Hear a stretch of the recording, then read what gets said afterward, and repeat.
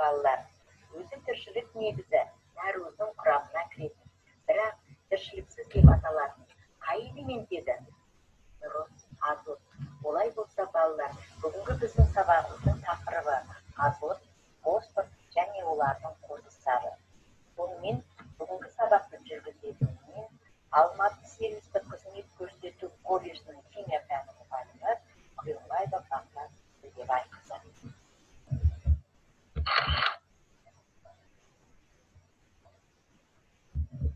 Сабақтың мақсаты азот және фосфор атомдарының құрылысына түйіне отырып, қасиеттері мен алыну әдістерін оқып үйрену. Күтетін нәтиже, білім алушылар азот пен фосфор қосылыстарын тақып, ерекше қасиеттерін және алыну әдістерін меңгеруі қажет. Азот Менделеевтің периодтық жүйесінде екінші периодтың екінші қатарында бесінші топтың А негізгі топшасында орналасқан.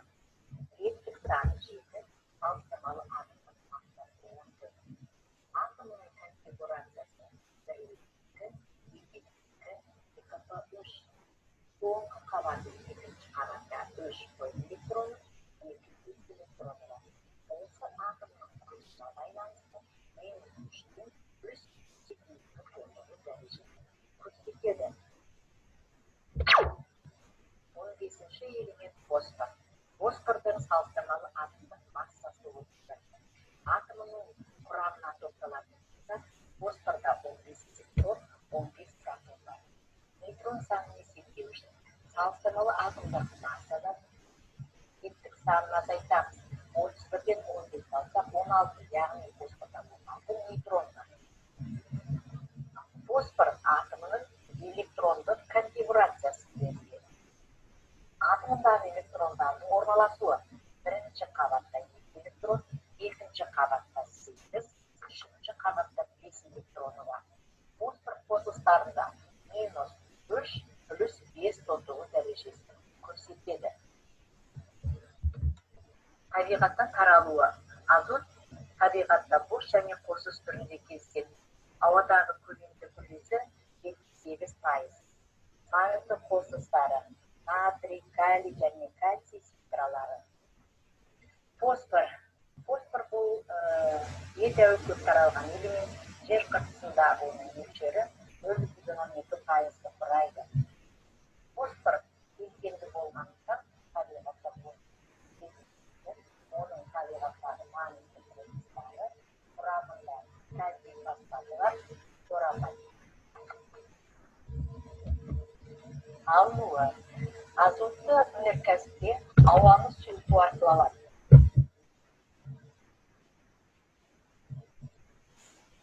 Алынуы.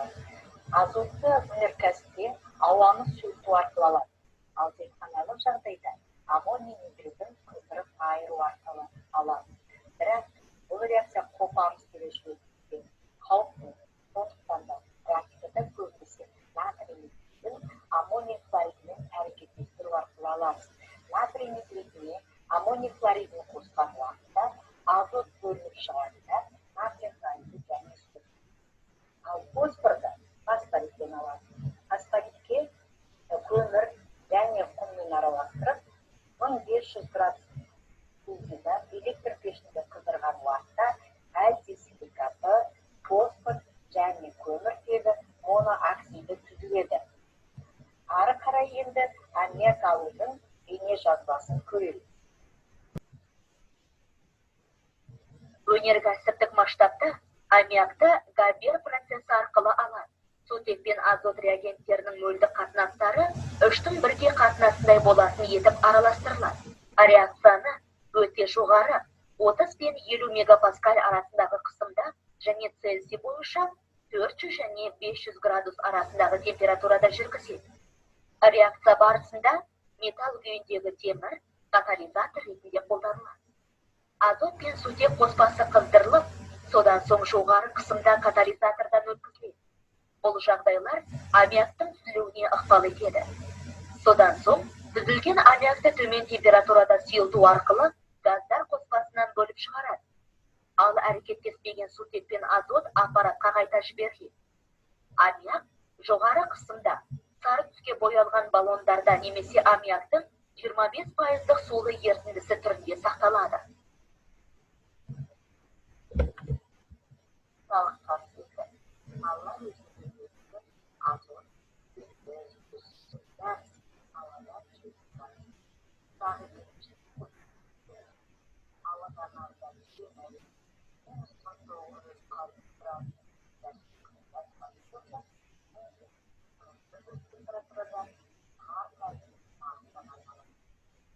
азот кристаллықтарында фосфордың металдың кальций, фосфордың үш аллотротиялық күрескері бар. Ақ фосфор, қызыл фосфор, қара фосфор. Аллотротиялық күрескері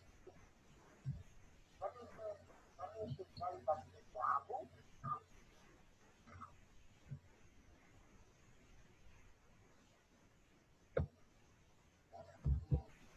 химиялық қасиеттері. Азот пен фосфор тотықтырғыш әрі тотықсандырғышы қайсы. Азот сутекпен әрекеттесіп аммиакпен, фосфордың әрекеттесіп аспенмен. Сонымен қатар азот металдармен әрекеттесіп нитритпен болса, фосфор металдармен әрекеттесіп аситпен түседі. Фосфор хлормен әрекеттесіп фосфор трихлориді. Фосфор трихлориді ары қарай тағыдан әрекеттесіп фосфор трихлориді. Аспен алу үшін кальций фосфатты суды қосады. Сол кезде кальций фосфор мен калий хлорид немесе ертіс араластырып сүзгістіріп болса, тұтанып жанады да калий хлориді және фосфор оксиді түзіледі. Бұл реакция іріңке өндірісінде қолданылады. Фосфор қышқылының алынуы зертханада алынып, зертханада фосфорды қолданады. Бүтін фосфорды тегін қасыққа салып қыздырады. Ол түспен жанады. Ең түсіп фосфор оксиді. Осы фосфор оксидін қолбаға жинап, оның үстіне су құйып шайқау арқылы фосфор қышқылын аламыз. Сонда біз фосфордан фосфор оксид алдық, одан фосфор қышқылын алдық. Енді ары қарай азот қышқыл жөніндегі жазбайды көрейік. Азот қышқылының сулы ерітінділері табиғаты бойынша қышқылдық ерітінділерге жатады. Қышқылдық судың қатысында азот қышқылы молекулаларының диссоциациясы кезінде түзілетін сутек иондарына байланысты. Азот қышқылы күйдіргіш қасиетке ие және теріге тиетін болса, тиген жерінде сары дақтар қалдыра отырып күйік тудырады. Қышқылдың ұзақ әрекеті немесе оның көп мөлшері ұлпалардың зақымдануына және ауыр жарақаттарға алып келеді. Концентрлі азот қышқылы пигменттерді, қағаздарды және ұлпаларды жояды. Азот қышқылы оксидтер және гидроксидтермен реакцияға түсе отырып, нитраттар ретінде белгілі тұздар түзеді. Азот қышқылы металдардың басым көпшілігімен реакцияға түседі. Оған төзімді бірегей металдар алтын және платина. Темір, алюминий және хром секілді кейбір металдар азот қышқылының әсерінен беткі қабаттарында жұқа оксид қабатын қалыптастырады. Оксидтің бұл когерентті қабаты реакцияның әрі қарай жүруін болдырмайды. Пассивация құбылысының арқасында концентрлі қышқыл аталған металдардан жасалған контейнерлер мен резервуарлардың көмегімен тасымалдана алады. Концентрлі азот қышқылының мыспен әрекеттесуі. Кюрюшкин құрылғысының сақинасына мыс түйірлері салынған. Оның құйылғысына концентрлі азот қышқылын құямыз.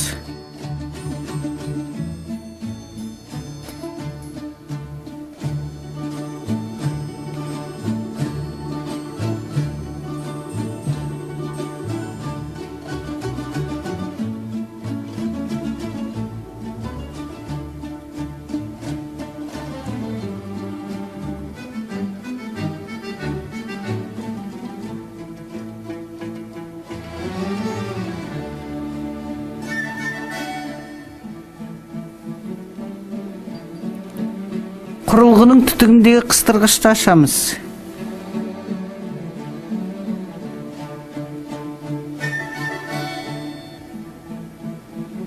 Ерітіндінің түсі көгілдірге боялып, сары қоңыр газ түзілгені химиялық реакцияның жүре бастағанын дәлелдейді. Ерітіндіге көгілдір түс беріп тұрған мыс иондары, ал бөлінген газ азот 4 оксиді. Түзілген газды конус колбаға жинап аламыз.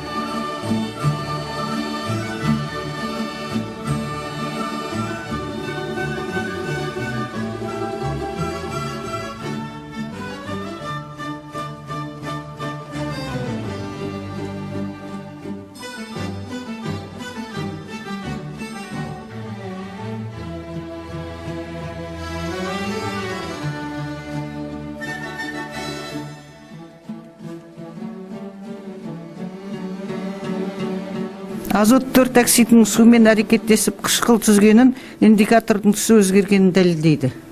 Ерітіндінің ортасы қышқылдық амбибап индикатор қызғылт түске боялды.